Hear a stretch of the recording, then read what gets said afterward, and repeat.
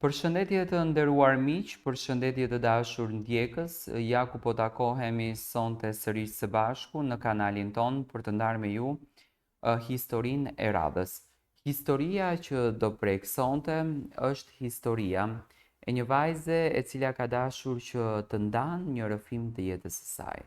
Një dramë që i ka ndodhur në jetë, një vuajtje që nuk e kishte pritur, nuk e kishte imagjinuar, por edhe një dorë e cila i ka ardhur në ditët e saj më të rënda për t'i qëndruar pranë. Sonte do të ndalojmë tek historia e Simonës.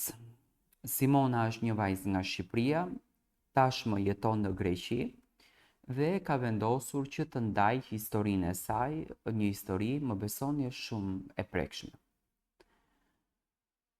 Mirëmbrëma Tiranë. Unë që po të shkruaj jam Simona, me origjinë nga Shqipëria, konkretisht nga qyteti Kukësit, por jetoj në Greqi për shumë vite. U rita në një familje që gjithmonë mora dashurinë e familjes time, të nënës, të babait, por edhe të vllaut tim. Ne ishim 2 fëmijë. Dhe kujtoj që familjarët gjithmonë i thonin mamit përse nuk bën edhe një vajzë, sepse motra me motrën është ndryshe. Por mami më thonte që janë mjaft të 2 fëmijë dhe jam shumë e lumtur në dashurinë që unë kam. Mendoj që duhet t'i jap pak kohë dhe vëmendje edhe vetes time. Mami kështu po bënte.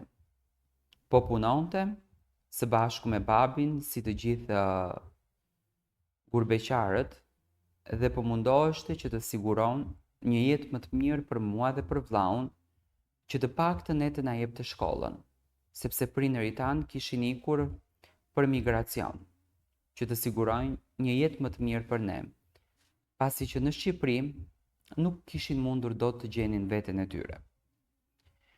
Por riteshim me shumë dashuri. Mbaj mend gjithmonë kur vinte viti i ri, preferonim shumë pak që të shkonim në Shqipëri, edhe pse atje nuk është se kishim njeri. Kishim vetëm një xhaxha, i cili preferonte që të vinte në Greqi për festat e fundvitit dhe ne kështu bënim. Edhe pse ne na merrte malli për Shqipërinë, por e vizitonim Shqipërinë gjatë muajit të verës. Gjatë dimrit donim që xhaxhi të vinte në Greqi dhe të festonim së bashku atje vitin e ri, për të shijuar dekoret e bukura të Athinës, për të shijuar festën e bukur që bëhet në Athinë dhe kështu që edhe kalamajt e xhaxhit kalonin disa kohë të bukura në Athinë. Ishim një familje shumë e lidhur. Ishim një familje që gëzonim shumë me njëri tjetrin. Flisnim shumë orë të gjata në celular. Edhe pse në atë kohë nuk është se kishte Viber dhe WhatsApp, por ishin këto linjat fikse që babi gjithmonë investonte shumë lek në këto gjëra sepse nuk dëshironte që ne të prishnim marrëdhëniet familjare dhe të humnim dashurinë për njëri tjetrin. Ne po riteshim shumë shpejt. Dhe në shkollën ku unë shkoja, në Athinë ka shumë shqiptar, aty njohta një djalë, kam qenë vetëm 17 vjeç, i cili ishte po shqiptar, dhe ai nga Shqipëria. Ishin jugor, por banonin në Tiranë familjarët e tyre. Po afroheshim, po miqësoheshim shumë, po kalonim momente shumë të bukura bashkë mes njëri tjetrit, dhe nga kjo miqësi filluan disa flutura në bark. Po lindte një dashuri në fakt. Po lindte një dashuri që nuk e besonim që do të ishte dashuria e jetës tonë.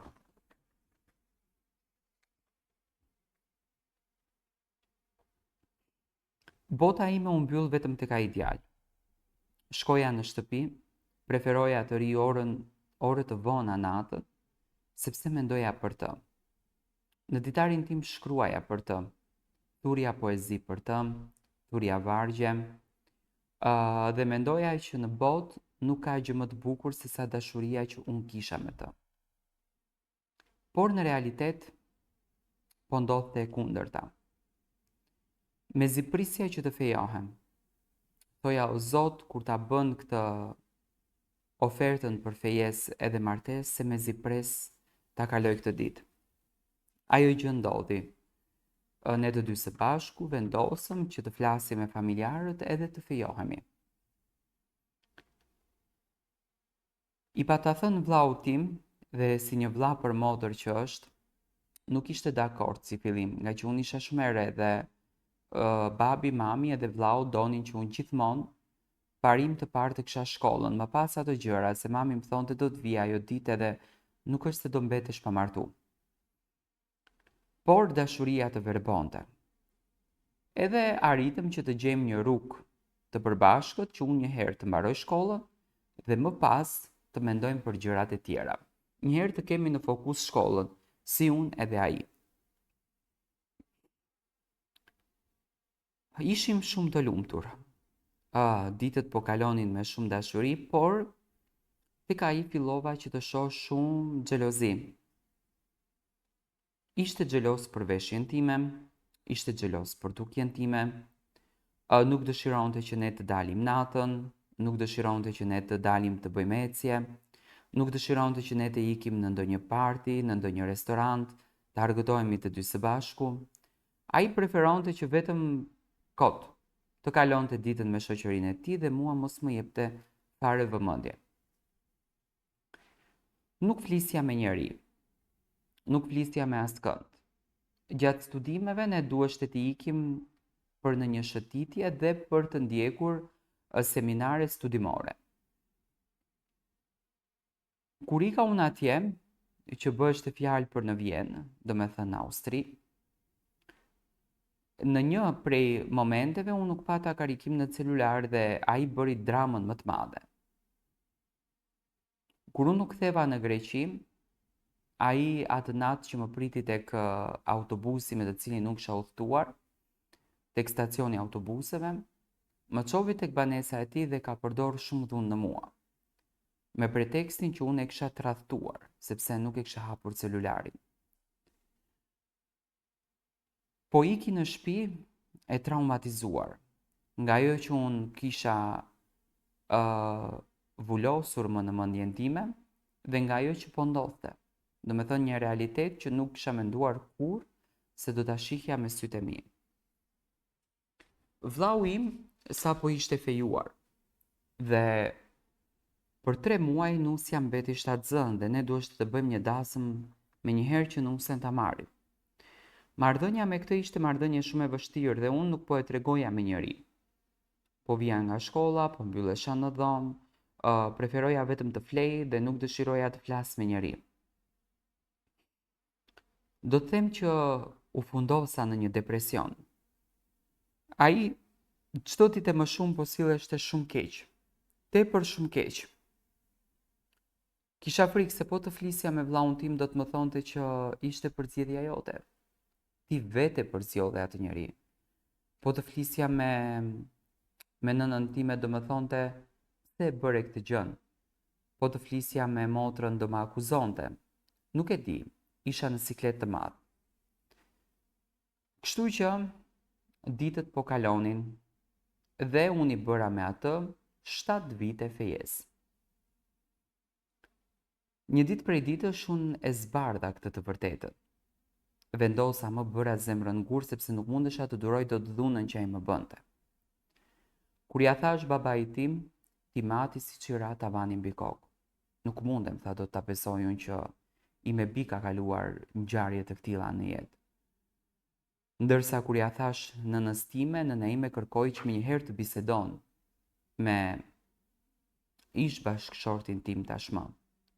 Biseduan dhe nuk po gjenin dot shpjegimin se çfarë ka ndodhur. Unë edhe im vlla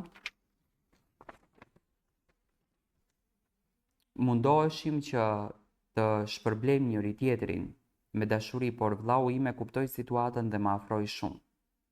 Sot unë i bëj 2 vite e divorcume dhe vllau im më ka falur një apartament që ne e kishim, që e mbani me qira. Vllau im ma ka falur mua atë. Ai e ka shtëpinë, por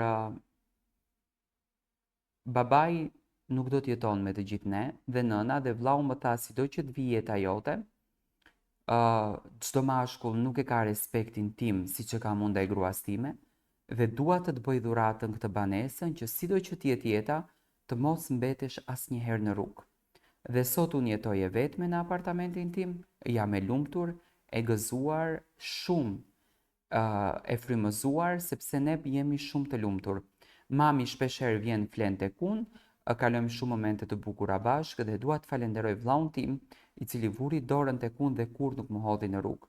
Mesazhi i gjithë kësaj historie është që doni modrat tuaja, dhuroni atyre dashuri dhe kur mos i lërni ato të vetme.